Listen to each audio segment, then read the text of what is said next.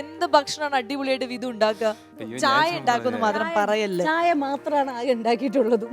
ചായ എന്താ പാചകം അല്ലേ? അപ്പൊ ചായ എന്ന് പറഞ്ഞാൽ നമ്മൾ പാചകമാണെങ്കിൽ പോലും അത് ഭയങ്കര സിമ്പിൾ. എല്ലാ ഒരു പ്രായം കഴിഞ്ഞ എല്ലാവർക്കും ചായ ഇടാൻ ശരി, അറിയാം. നല്ലൊരു ചായ ഇടാൻ കുറച്ച് കണക്കുകളുണ്ട്, ഒന്ന് പറഞ്ഞേ. ഇപ്പൊ 2 പേർക്കുള്ളാണെങ്കിൽ നമ്മള് ഞാൻ ചായ ഉണ്ടാക്കുമ്പോ കാര്യം പറഞ്ഞാ മതി. വെള്ളം ഉപയോഗിക്കാറില്ല.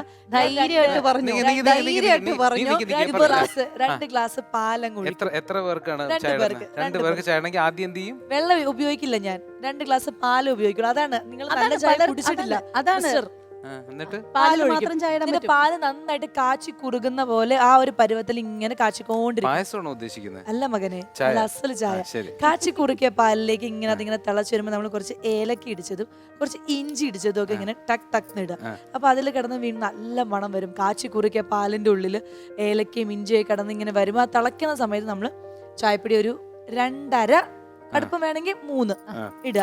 എന്നിട്ട് വീണ്ടും ഇങ്ങനെ നന്നായിട്ട് ഇളകണം. എന്നിട്ട് നമ്മൾ അങ്ങനെ ചൂടോടെ അരിപ്പയിൽ അരിച്ച് ചായയിലേക്ക് വരുമ്പോ ആ ചായ ഒന്ന് കുടിച്ച് നോക്കണം. വെള്ളം ഉപയോഗിക്കുകയില്ല. വെള്ളം ഉപയോഗിക്കരുത്. നിങ്ങളൊന്ന് എന്നെ വിശ്വസിക്കൂ, ഒന്ന് പരീക്ഷിച്ച് നോക്ക്. നമ്മളൊക്കെ കാലറി ഡെഫിസിറ്റ് ചായകളാണ് കുടിക്കുന്നത്. അത് ഓക്കെ, പക്ഷെ ഇടയ്ക്ക് നമ്മൾ കുടിക്കുമ്പോ ഇങ്ങനെ ഒന്ന് കുടിച്ചു നോക്ക്, അസലായിരിക്കും. എന്നെ ഒന്ന് വിശ്വസിക്കും പ്ലീസ്. ശരി, നോക്കട്ടെ.